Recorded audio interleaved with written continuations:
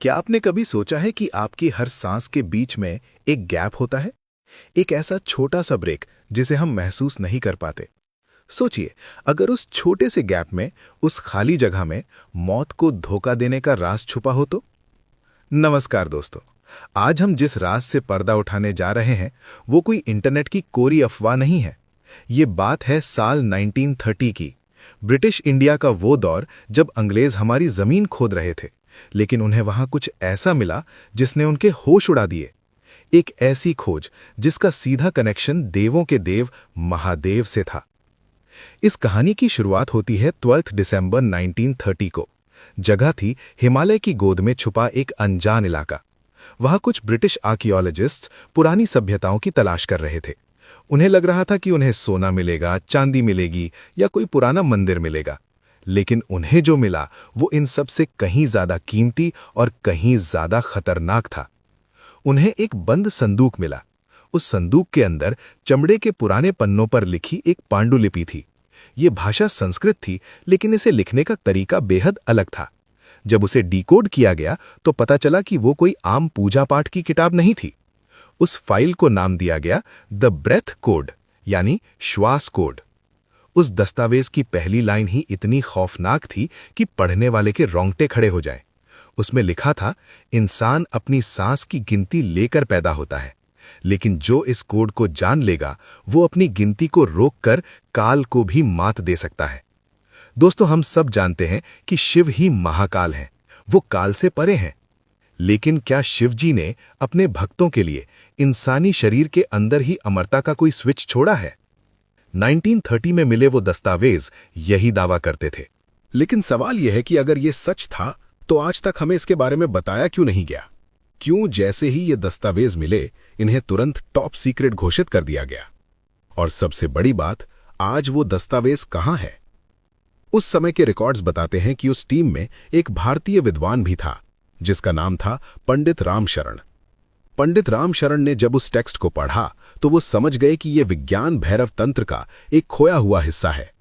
ये वो हिस्सा था जिसमें सांस लेने की एक ऐसी तकनीक बताई गई थी जो अगर कोई साधारण इंसान भी सीख ले तो उसका शरीर एनर्जी का एक ऐसा पावर हाउस बन जाएगा जिसे बीमारी तो क्या, बुढ़ापा भी छू नहीं पाएगा। आप इसे ध्यान से सुनिए, क्योंकि अब थोड़ा टेक्निकल और स्पिरिचुअल होने वाला है। हमारे शरीर में 72,000 नाड़ियां होती हैं। ये बिजली की तारों की तरह हैं जिनमें हमारी लाइफ एनर्जी यानी प्राण दौड़ता है।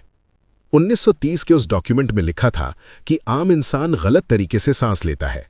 हम सिर्फ फेफड़ों के ऊपरी हिस्से का इस्तेमाल करते हैं। लेकिन उसमें एक कोड था, एक पैटर्न था। उदाहरण के लिए 4 सेकंड सांस लेना, 16 सेकंड रोकना और 8 सेकंड में छोड़ना। ये तो बस एक उदाहरण है, लेकिन असली कोड इससे कहीं ज्यादा गहरा था। उसमें बताया गया था कि कैसे अपनी सांस की रिदम को शिव के डमरू की रिदम के साथ जोड़ना है। कहा जाता है कि जब पंडित रामशरण ने इस कोड को अपने ऊपर ट्राई किया तो उनके साथ कुछ बेहद अजीब घटनाएं होने लगी।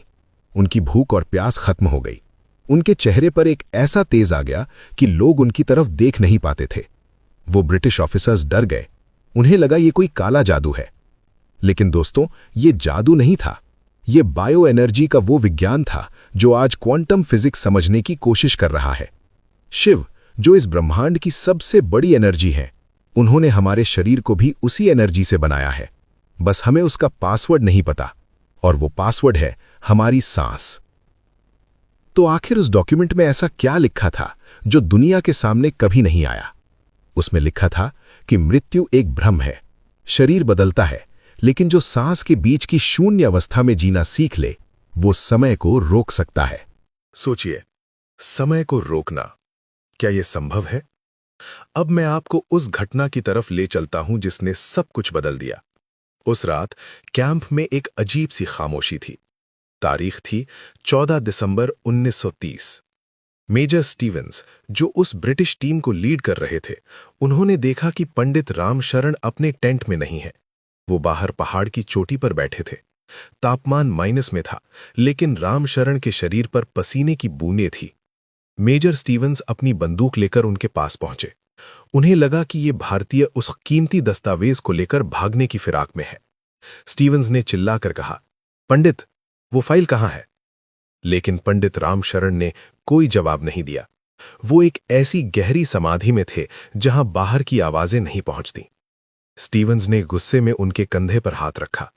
और दोस्तों, यही वो हुआ जो विज्ञान के नियमों को तोड़ देता है। जैसे ही मेजर ने उन्हें छुआ, उन्हें बिजली का एक इतना तेज झटका लगा कि वो कई फीट दूर जाकर गिरे। ये कोई 220 वोल्ट का करंट नहीं था, ये बायो इलेक्ट्रिसिटी थी।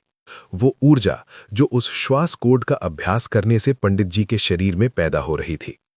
उस वक्त पंडित रामशरण ने अपनी आंखें खोली।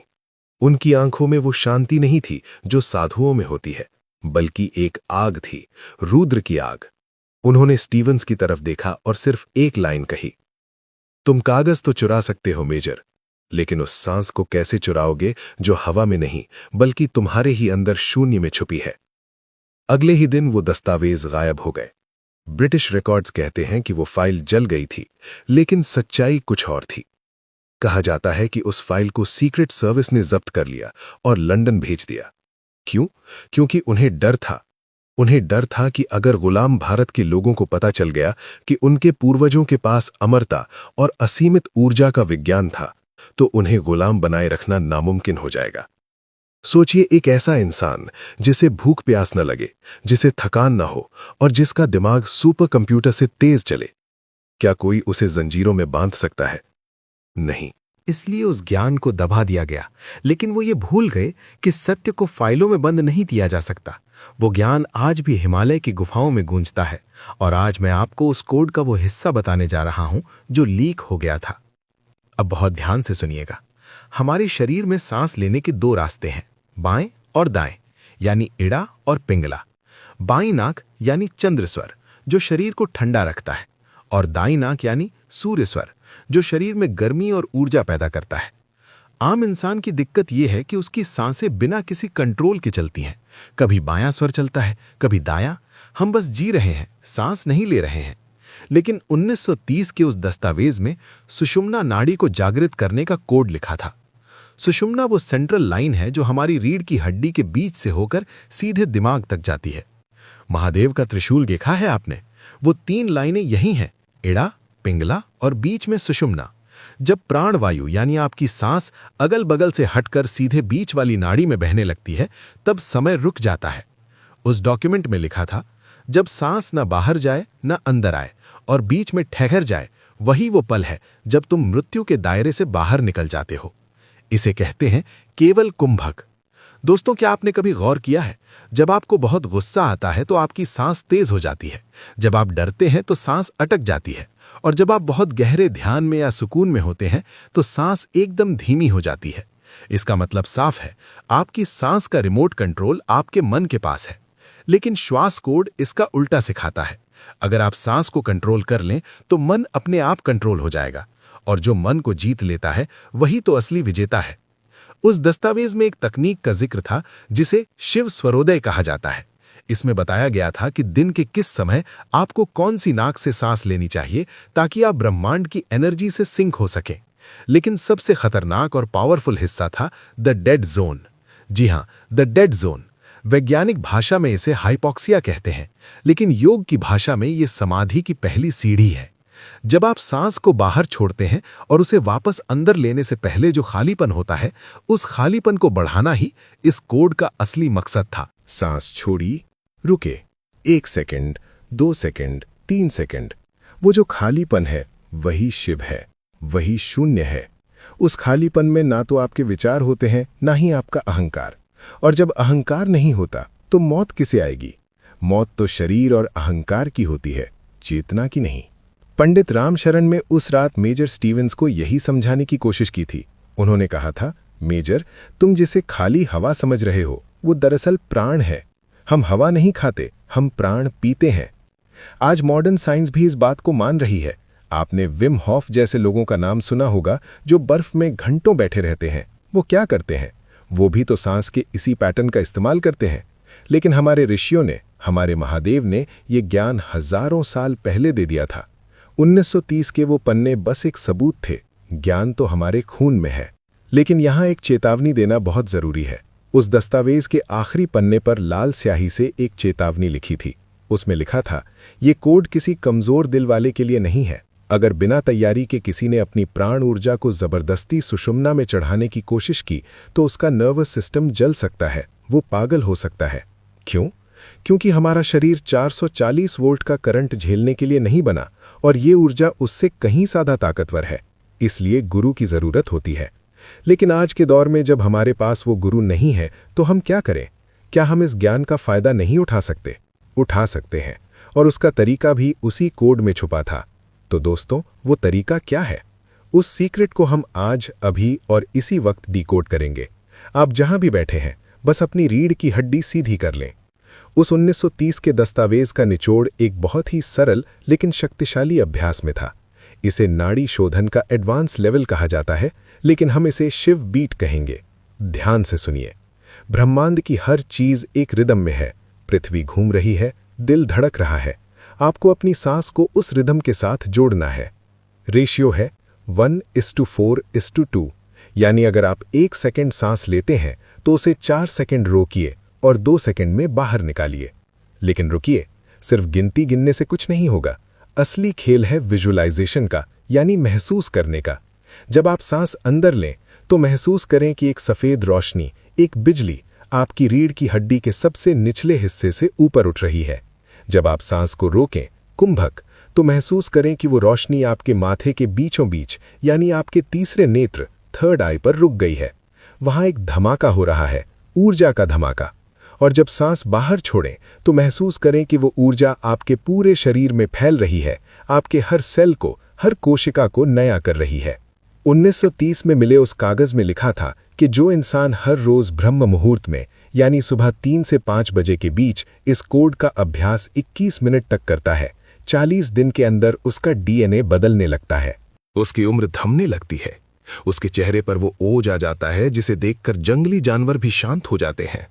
आपको क्या लगता है, हमारे पूर्वज जो 100-150 साल तक बिना किसी बीमारी के जीते थे, वो क्या कोई जादू था? नहीं, वो यही विज्ञान था। वो अपनी सांसों को खर्च नहीं करते थे, वो उन्हें निवेश, इन्वेस्ट करते थे। कछुआ 1 मिनट में सिर्फ 4 बार सांस लेता है और वो 300 साल जीता है। कुत्ता 1 मिनट में 24 बार सांस लेता है और वो सिर्फ 10-12 साल जीता है। गणित बहुत सरल है दोस्तों, जितनी कम और गहरी सांस, उतनी लंबी जिंदगी। महामृत्युंजय मंत्र का भी यही अर्थ है। हम त्रयंबकम, यानी 3 नेत्रों वाले शिव की पूजा करते हैं ताकि वो हमें मृत्यु के बंधन से वैसे ही मुक्त कर दें जैसे ककड़ी अपनी बेल से अपने आप अलग हो जाती है। ये मुक्ति मरने के बाद नहीं, जीते जी मिलती है। और इस मुक्ति की चाबी आपकी नाक के ठीक नीचे चल रही है, जिसे आप अभी महसूस कर सकते हैं। लेकिन 1930 की उस कहानी का अंत क्या हुआ? क्या पंडित रामशरण पकड़े गए या वो गायब हो गए? कहानी का अंत वैसा नहीं हुआ जैसा अंग्रेजों ने सोचा था। उस रात के बाद पंडित रामशरण कभी किसी को नहीं दिखे। मेजर स्टीवंस ने पूरे पहाड़ को छान मारा, लेकिन वहां पैरों के निशान तक नहीं थे। सिर्फ एक चीज मिली थी। उस चट्टान पर जहां पंडित जी बैठे थे, वहां पत्थर पर कुछ उकेरा हुआ था। वो कोई नाम नहीं था, कोई नक्शा नहीं था। वो संस्कृत का एक श्लोक था, ना हम देहो नेन्द्रियाणी शिवो हम, यानी न मैं ये शरीर हूं, न मैं ये इंद्रियां हूं, मैं ही शिव हूं, मैं ही वो अनंत ऊर्जा हूं। मेजर स्टीवंस अपनी डायरी में लिखते हैं कि उस घटना के बाद उनकी जिंदगी बदल गई। उन्होंने अपनी नौकरी छोड़ दी और भारत में ही रहकर योग को समझने की कोशिश की। वो समझ गए थे कि जिस सुपर वेपन की तलाश दुनिया कर रही है, वो किसी संदूक में नहीं बल्कि इंसान के अंदर है। दोस्तों, द ब्रेथ कोड या श्वास कोड कोई किताब नहीं है जिसे पढ़कर आप रट्टू तोता बन जाएं। ये एक अनुभव है। आज की दुनिया हमें डराती है, महामारियां, युद्ध, तनाव, हर तरफ मौत का डर है। लेकिन जो शिव के इस कोड को समझ लेता है, उसके लिए डर का कोई अस्तित्व नहीं बचता। आपके फेफड़े सिर्फ हवा पंप करने की मशीन नहीं है, वो ब्रह्मांड से बात करने का यंत्र है। अगली बार जब आप सांस लें तो याद रखिएगा कि आप सिर्फ ऑक्सीजन नहीं ले रहे, आप साक्षात महाकाल का प्रसाद ग्रहण कर रहे हैं। कोशिश कीजिए आज से ही, अपनी सांसों पर पहरा लगाइए। व्यर्थ की सांसें मत खर्च कीजिए। गुस्से में, जलन में, नफरत में अपनी उम्र मत घटाइए। गहरी सांस लें, उसे रोकें, उस शून्य को, उस शिव को अपने अंदर महसूस करें। क्योंकि इतिहास गवाह है, दस्तावेज जलाए जा सकते हैं, छुपाए जा सकते हैं, लेकिन जो सत्य आपके अंदर धड़क रहा है, उसे दुनिया की कोई ताकत नहीं मिटा सकती। क्या आप तैयार हैं अपनी सांसों की कोड को अनलॉक करने के लिए? क्या आप तैयार हैं अपने भीतर के शिव से मिलने के लिए? अगर हाँ, तो कमेंट में पूरे जोश और ऊर्जा के साथ लिखिए हर हर महादेव। और अगर आप चाहते हैं कि हम इस तकनीक के प्रैक्टिकल स्टेप्स पर एक अलग वीडियो बनाएं, तो वो भी हमें ज़रूर बताएं। इस वीडियो को उन लोगों के साथ शेयर करें जिन्हें आप खोना नहीं चाहते, क्योंकि ये ज्ञान ही असली संजीवनी है। मिलते हैं अगले वीडियो में एक और दबे हुए सच के साथ। तब तक अपनी सांसों का ख्याल रखें। जय महाकाल।